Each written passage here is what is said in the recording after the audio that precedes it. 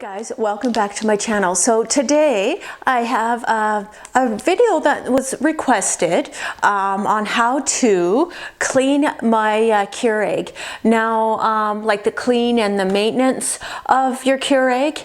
And I do get asked this a few times on my Instagram, and I thought I would share. I have to actually change my filter for my Keurig, so I thought it'd be a great time and opportunity to show you, and then I will clean the parts that are actually in the Keurig itself. I'm not descaling my Keurig today, but I will talk about that a little bit later on that process, but I actually won't be doing that today. But I always get questions about my Keurig. My Keurig is a 2.0, and I'll go through what model I have and everything and how I go about cleaning it. So I hope you really enjoy this video, guys. If you do have any questions or comments, please leave them below. This is a great opportunity to just go through my Keurig, as I love it, and what I do to keep it clean and to keep the maintenance on it at going, so that I don't run into any specific issues with it at all. So hopefully you enjoy the video, guys, and let's get started. So my Keurig is the 500 series, specifically the model K560, and mine is from Costco and came as a starter pack. And now I always refer to my user guide. I would suggest keeping this on hand. Anytime you have problems, utilize this guide. It really comes in handy, and I always am looking at it when I'm going to clean, just as a refresher. And here are just kind of a quick overview of where to look and begin in your book. And I'm specifically going into the caring for your brewer in section 2. So we're going to actually be doing the filter change and cleaning out the parts of the Keurig. And this guide works very well for that. So I'm unplugging my Keurig. You don't actually have to do that. You just want to make sure that it is powered off. And now I'm just moving my mug off to the side, and I'm going to be taking out the 3 pieces that are inside where the K-cup itself goes. And here, this is actually where the needles puncture the cup, and then there is some in the top as well. So just be really careful when you're removing any of your parts. So now it's time to wash these up, and I'm doing this little, I don't know what it's called, but it's part 3, using my soap. And you only want to use warm soapy water and a lint-free cloth. That way you're not getting any of the lint pieces on your parts specifically. And just make sure you rinse that thoroughly and clean off all the gunk that's in there.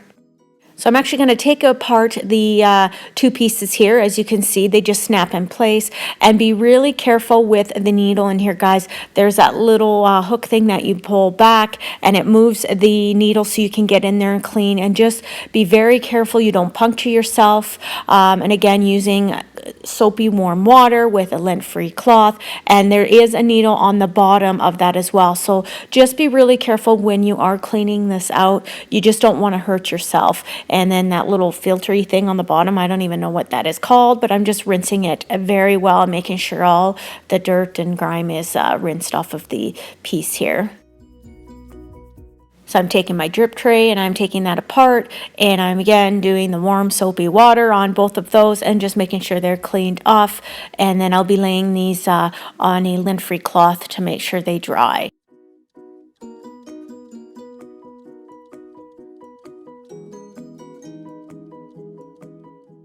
To descale your Keurig, be sure to use a Keurig descaling solution. Pour out your water and remove your filter. Pour the entire contents of the solution in your water reservoir tank and fill the bottle with fresh water and add to that solution. You then want to run a cleansing cycle until you see the message, "More water, please." Once you have seen that, you want to be sure to let this sit for 30 minutes. Once that time has elapsed, you want to discard any remaining solution in the tank, rinse and clean thoroughly your water reserve tank, and add water no more than the maximum water line. Then you want to run at least 12 cleansing cycles with just water in the tank, and be sure to have a mug on your drip tray while doing this. And that is all you need to do, guys, to descale your Keurig machine.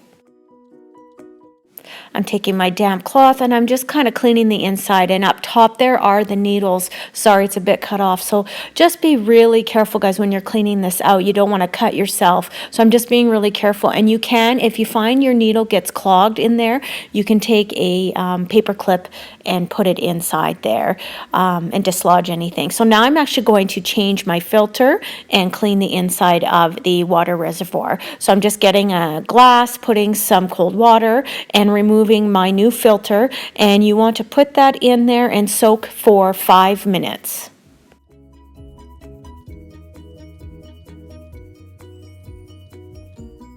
I'm going to remove the old filter, and then the bottom where it's at, this just clips out of where it's in. I always have a struggle with this for some reason. So out with the old filter, and I'm just rinsing and cleaning that off where the filter goes in. And there is on top, you can change where you want the filter reminder to go. I just leave it because the machine does it itself. And here on my lint-free cloth, I'm just allowing everything to dry off before I put it back in my Keurig. And you can see it's timing down, so I am ready to now rinse my filter for 60 seconds. I'm putting my new filter in the little filter holder, and I always have a bit of a struggle with this clip. I have no idea. You've just got to match it up to clip in there. And I made sure I put some fresh water in there and just used some soap water and cleaned that out. And now I'm putting my water reservoir back in place, and then I'm going to actually do what they call a cleansing cycle, and I'm just wiping everything down here. And I'm putting my parts back in as how they should be. The little tray thing, and then the little cup thing where the two pieces go in together, and then it just snaps back into place just like that. Again, being careful of the needles and just wiping and making sure everything is sparkly clean. And now I'm just turning my Keurig on, and of course it takes, I find, about 40 to 60 seconds for it to heat up. And then we're going to actually I'm looking at actually making sure that my water filter reminder is turned on, which it is. And then it'll probably usually every 2 months, it should give you a water filter reminder to do that. So I'm just making sure all that's set up, and English is my preferred language, and the clock is set up. So I'm ready to go do my cleansing cycle. So to do that, you can either lift the lid like I did, and it will dispense 6 ounces of hot water, but you have to press and hold that. And I do that about 3 or 4 times. I cleanse through the fresh water and just kind of getting rid of that little bit of a cloudy residue from the filter, I find, and that taste. And I find 3 or 4 times is great. And then I'm adding in some bottled water. You should use bottled water or filtered water, and don't fill it anything more than that maximum line that is inside your water reservoir. You don't want to go over that line. I'm just deciding on what I want to drink now that my Keurig's all clean and ready to go. I decided to go with a peppermint tea. I really love peppermint tea. I just think it's very soothing, and I'm just stocking. I like to have my little rotating K-cup holder there. I love that little display. It's quite handy, and the smell of the tea is fantastic. Having a cup of tea for me is just relaxing. I like to drink it while I'm going through my Instagram and Snapchat, Facebook, and YouTube, all my social media sites. It really helps relax me and just put me in a good frame of mind for my day. So I really hope you guys did enjoy this video. If you have any questions or comments about the Keurig and what I did to get it clean, please leave your questions below. And thank you so much for watching, guys. I will see you in my next video. Bye now.